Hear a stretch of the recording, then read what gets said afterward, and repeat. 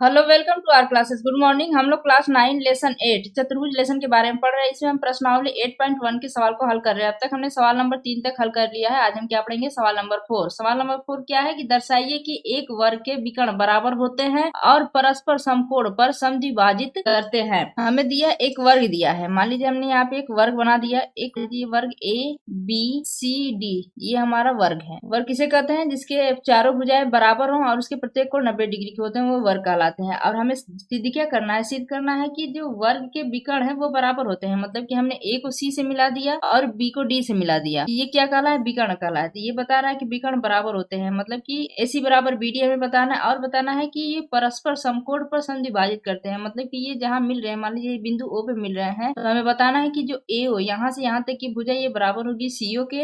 ये यहाँ से यहाँ तक की भुजा, मतलब ये भुजा बराबर है इस भुजा के। और हमें बताना है कि BO भुजा, ये भुजा बराबर होगी ये DO भुजा के। ये हमें बताना है, सिद्ध करना है। और बता रहा है कि समकोण पर समद्विभाजित करते हैं, मतलब कि समकोण पर, मतलब ये कोण जो है ये समकोण होना चाहिए। बोले तो 90 डिग्री के होना चाहिए चारों। तो इसे हम हल करते, सबसे पहले क्या लिखेंगे कि दिया है क्या है कि ABCD एक वर्ग है। कि ABCD एक वर्ग है जिसमें AC और BD क्या है? विकर्ण है। सिद्ध क्या करना है? हमें सिद्ध करना है कि जो ये विकर्ण है कि AC बराबर क्या होगा? BD होगा, ये बराबर होगा। पहला हमें सिद्ध करना है। देखिए दूसरा हम कह सकते हैं, दूसरा क्या सिद्ध करना है कि जो AO भुजा है, मतलब समद्विभाजित करती है ना, तो AO भुजा बराबर होगी CO भुजा की। दूसरा हमें सिद्ध करना है। तीसरा क्या सिद्ध करना है? ये समकोण पर समकोण का मतलब होता है 90 डिग्री। तो हम कह सकते हैं यहाँ से कि मान लीजिए इसको हम मान ले रहे हैं कोण 1, कोण 2, इसे कोण 3, इसे कोण 4। तो हम लिख सकते हैं कि कोण 1 बराबर कोण 2 बराबर कोण 3 बराबर कोण 4 बराबर 90 डिग्री, मतलब कि समकोण। से हम उत्पत्ति लिखते हैं। उत्पत्ति में सबसे पहले पहला लिखेंगे। पहला क्या है? पहला हमें दिखाना है कि AC बराबर BD,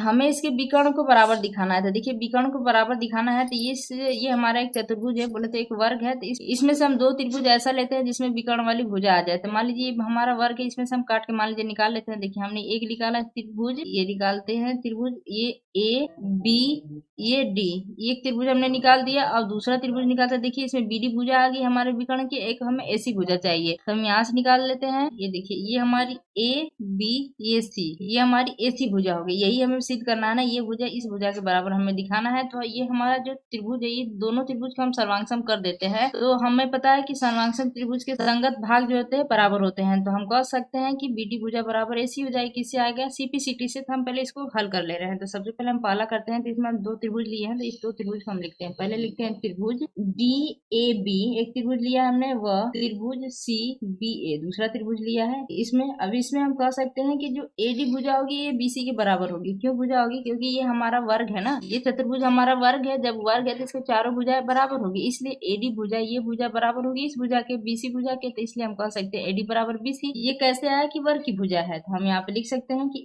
AD बराबर BC। कैसे आया? वर्ग की भुजा। हम यहाँ पे लिख सकते हैं वर्ग की भुजा। उसी तरह यहाँ पे देखिए AB कॉमन है इसके, इस AB इसमें भी है, AB इसमें भी है। तो हम कह सकते हैं कि AB बराबर AB। ये कैसे है? ये उभयनिष्ठ है। अब यहाँ पे हम देखते हैं कि देखिए इसके प्रत्येक कोण 90 डिग्री के है ना। अभी हमने पढ़ा वर्ग के, तो ये कोण A 90 डिग्री का है, तो ये कोण B भी 90 डिग्री का है। तो हम कह सकते हैं कि वर्ग होने की वजह से कोण A बराबर कोण B। तो हम यहाँ पे लिख सकते हैं कोण A बराबर कोण B। ये कैसे है? क्योंकि दोनों 90 डिग्री के हैं। तो ये अब हम यहाँ पे देखते हैं। देखिए यहाँ पे हो गया ये भुजा, कोण भुजा के नियम से त्रिभुज सर्वांगसम हो गया। तो हम यहाँ पे लिख सकते हैं कि यह बोले तो साइड एंगल साइड, या नियम से त्रिभुज DAB सर्वांगसम त्रिभुज CBA हो गया। ये सर्वांगसम त्रिभुज हो गया दोनों त्रिभुज। तो हम अब कह सकते हैं कि जो BD भुजा है ये बराबर होगी AC भुजा के। BD भुजा बराबर किसके? AC भुजा के, या AC भुजा बराबर है BD के, या AC भुजा बराबर है BD भुजा के। ये कैसे आया? CPCT से। एक तो सिद्ध हो गया। अब हमें सिद्ध क्या करना है? दूसरा है कि AO CO के बराबर होगा। तो हमें बताना है कि AO भुजा बराबर होगी किसके? CO भुजा के। तो हम ऐसा इसमें दो त्रिभुज ले लेते हैं जिसमें कि AO भुजा भी हो और दूसरी तरफ CO भुजा हो। तो इसमें से देखिए हम एक त्रिभुज निकालते हैं। यहाँ से हम देखिए यहाँ से एक त्रिभुज हम लेते हैं, ये लेते हैं D, ये है A, ये है O। अब इसमें AO भुजा, ये भुजा आ गई, ये है C, ये है O, ये है B। अब ये भुजा हम लेते हैं कि इन दो त्रिभुज के अगर हम सर्वांगसम कर देंगे संगत भाग बराबर हो जाएंगे। दूसरा हम लेते हैं कि त्रिभुज AOD व त्रिभुज COB में जो ये हम देख रहे हैं, ये हमारा त्रिभुज देख रहे हैं, ये वर्ग है। तो ये यहाँ से यहाँ तक जो लाइन गई है, तो ये कोण इस कोड का मान ले रहे हैं कोड 5, ये कोड 5 ये बराबर होगा किसके, इस कोड के, कोड 6 के, ये मान लीजिए कोड 6 कैसे बराबर होगा कि एकांतर कोड को, ये जेड जैसा जेड का आकार बन रहा है ना, जेड का आकार ये बन रहा है, तो ये कोड बराबर होगा इस कोड के। जब दो समांतर रेखा को एक रेखा प्रतिच्छेद करती है तो उसके एकांतर कोड बराबर होते हैं। ये देख रहे हैं कोड, ये कोड डी बराबर होगा किसके, ये कोड बी के। उसी तरह हम इसको भी कह सकते हैं यहाँ पे कि कोड ये, इसे हम मान ले रहे हैं कोड 7, ये कोड 7 ये बराबर होगा किसके, ये कोड, इसे हम मान ले रहे हैं कोड 8 के। ये किससे आएगा, एकांतर कोड से। तो यहाँ से हम देख रहे हैं ये कोड कोड ए, ये बराबर होगा किसके, ये कोड सी के। इसको हमने माना है ये क्या है कोड 5, ये क्या है कोड 6, ये क्या है कोड 7, ये क्या है कोड 8। तो हम यहाँ से कह सकते हैं कोड 5 बराबर कोड 6, ये कैसा है, एकांतर कोड से। उसी तरह कोड 7 बराबर कोड 8, ये भी क्या है, एकांतर कोड से। अब हम यहाँ पे कह सकते हैं कि जो एडी भुजा ये बराबर होगी बीसी भुजा से। कैसे बराबर, क्योंकि ये वर्ग की भुजा है। एडी भुजा बराबर है किसके, बीसी भुजा के। ये कैसे है, क्योंकि ये वर्ग की भुजा है। इसे हम कह सकते हैं एंगल साइड एंगल के नियम से, मतलब कि कोण भुजा कोण के नियम से ये त्रिभुज सर्वांगसम हो गया। जिसको हम लिख सकते हैं ए एस ए नियम से त्रिभुज ए ओ डी सर्वांगसम त्रिभुज सी ओ बी। अब ये दोनों त्रिभुज सर्वांगसम हो गए, तो हम यहाँ से कह सकते हैं कि जो ए भुजा होगी वो ओ सी भुजा के बराबर होगी। तो यहाँ पे हम लिख सकते हैं कि ए भुजा बराबर हो जाएगी सी भुजा के। तो ये हमारा ये समद्विभाजित वाला हो गया, ये सिद्ध हो गया, ये सिद्ध हो गया, विकर्ण बराबर हो गए, दो सिद्ध हो गया। अब हमें बताना है ये समकोण के बारे में कि ये समकोण पे डिवाइड करते हैं। इसका मतलब क्या है, इसमें से हम कोई एक कोण हम बता दें कि 90 डिग्री का आ जाए तो सारे कोण हम बता सकते हैं कि इसी तरह चारों कोण क्या हो जाएंगे, 90 डिग्री के हो जाएंगे। इसमें हम दो त्रिभुज ले लेते हैं जिसे सर्वांगसम कर देते हैं। उनके इसमें भी हम दो त्रिभुज ले लेते हैं जिसे सर्वांगसम कर देते हैं। तो सर्वांगसम त्रिभुज के उसके संगत भाग बराबर होते हैं। इसका मतलब क्या है, उसकी भुजा और कोण दोनों बराबर हो गए। तो इस बार हम उसके कोण को बराबर कर लेंगे। तो हम इसमें से दो त्रिभुज लेते हैं। तो हमने त्रिभुज लिया ए ओ बी, एक त्रिभुज ले लेते हैं हम, यहाँ पे करते ए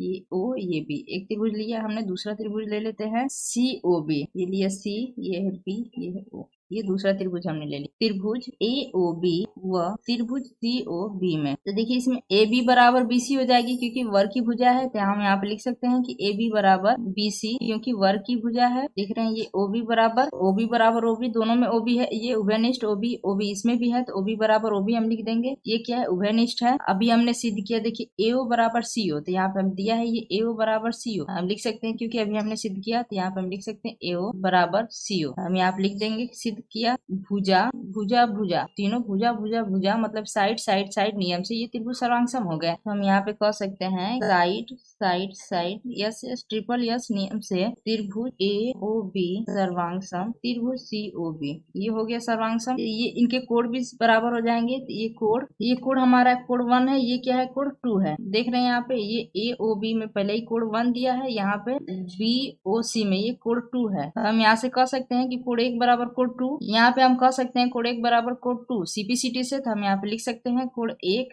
बराबर कोण 2 सीबीसीटी से आ गया। ये हमारा चतुर्भुज है, ये हमारी भुजा है। तो यही हमने सिद्ध किया दोनों त्रिभुज को। तो ये हमारा कोण 1 है, ये हमारा कोण 2 है। ये कोण 1 बराबर कोण 2 हो गया। तो ये दोनों कोणों का योग क्या होगा, 180 डिग्री होगा। देख रहे हैं ये एक सीधी रेखा है, इस पे जो है एक ही रेखा पे बने कोणों का योग क्या होता है, 180 डिग्री होता है। तो हम यहाँ पे लिख सकते हैं कि कोण 1 प्लस कोण 2 बराबर 180 डिग्री। कैसे आया, ये रैखिक युग्म से। यहाँ पे हम लिख सकते हैं रैखिक युग्म। देखिए कोण 1 बराबर कोण 2 आया है, तो हम कोण 1 प्लस कोण 2 की जगह पे कोण 1 लिख देंगे, बराबर 180 डिग्री कर देंगे। अब यहाँ पे लिख देंगे 2 कोण 1 बराबर 180 डिग्री। अब कोण 1 बराबर हो जाएगा, ये 2 से हम 180 घटा देंगे तो 90 आ जाएगा, 90 डिग्री। कोण 1 बराबर 90 डिग्री आ गया। तो जब कोण 1 बराबर 90 डिग्री आ गया, तो जब कोण 1 बराबर है कोण 2 के, तो यहाँ पे कोण 2 बराबर भी 90 डिग्री कर सकते हैं। इसी तरह कोण 3 बराबर 90 डिग्री, कोण 4 बराबर भी 90 डिग्री हो जाएगा, कोण 4 बराबर भी 90 डिग्री। तो हम कह सकते हैं कि कोण 1 बराबर कोण 2 बराबर कोण 3 बराबर कोण 4 क्या हो जाएगा, 90 डिग्री हो जाएगा।